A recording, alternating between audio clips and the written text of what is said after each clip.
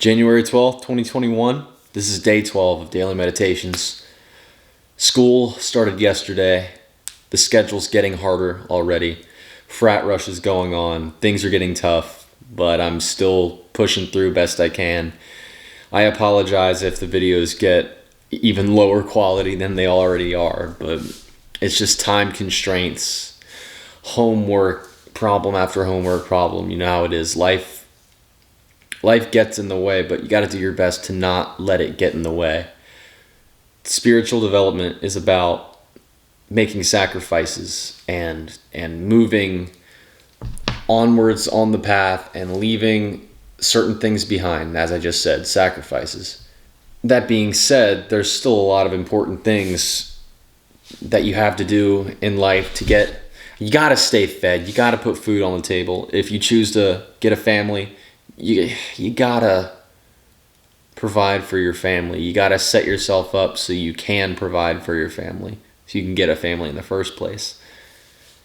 So that's where I'm at. I am sacrificing my time currently to make a better future, but doing my best to live in the now, doing my best to connect with the divine, with myself, still moving down the path, still focused on the path, because that is above all else.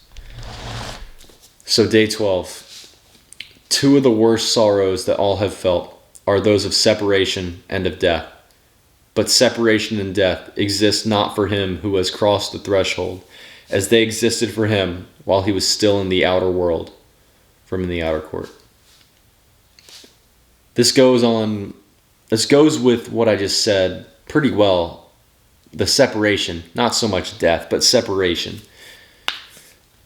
Leaving behind things that you've outgrown, moved past. It's an important part of life. It's an important part of growth. And learning to live with the things you parted from in the past, it can be very difficult. But once you reach that certain stage of enlightenment and get into that certain mindset, that mindfulness, where separation and death no longer are a concern to you, that is when you have reached the point of no return.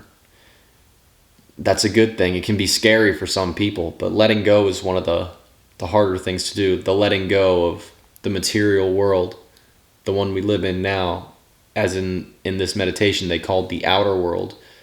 I guess it's because this path is a journey within rather than without. So figuring out who the self is, the divine, the God within. Discovering the God within is, I'd say, what this whole book is about, but we'll get to that in December. But the God within, the separation and death, getting over that. Once you reach that point where what's behind you is no longer a concern, that is when you've truly grown. And with that, I'll read it one more time. Two of the worst sorrows that all have felt are those of separation and of death. But separation and death exist not for him who has crossed the threshold, as they existed for him while he was still in the outer world. Stay on the path towards the self, towards the God within. You will not stumble upon, but you will reach eternal bliss. Thank you.